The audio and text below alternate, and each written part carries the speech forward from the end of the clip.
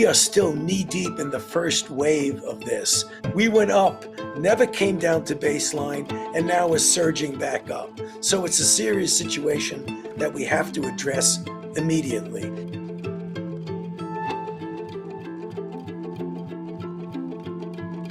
A series of circumstances associated with various states and cities trying to open up in the sense of getting back to some form of normality has led to a situation where we've now had record-breaking cases.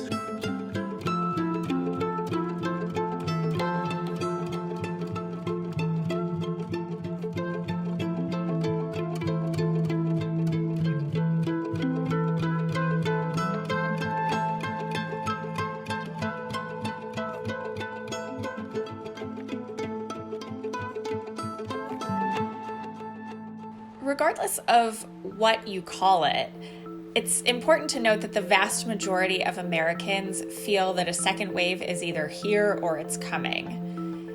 I look at this data and I see a fraction, just 5%, that say that there will not be a second wave. So Americans understand that, whether you feel like it's here, it's coming, whatever, there is sort of unanimity across the board that it is going to happen. A second wave is inevitable, regardless of how you're categorizing it. And I think because of that, what we know from our Ipsos polling is that Americans are really clearly looking for signals from a variety of sources of what a second wave will mean. And what I mean by that is we did some polling recently in our Axios Ipsos Coronavirus Index that showed that a majority of Americans, around 8 in 10, are looking for signals from the CDC telling them that their recommendation is to stay inside in their state. They're looking for signals from the governor of their state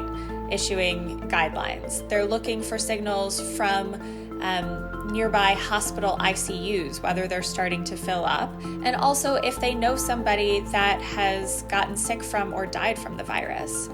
And all of these signals from the variety of sources are telling people, they're acting as cues for how people are going to behave.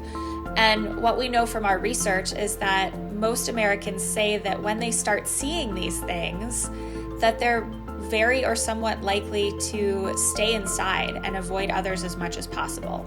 Basically, what it boils down to is Americans are aware that either we're in the midst of a second wave, it's sort of meshed together with a first wave, or it's coming.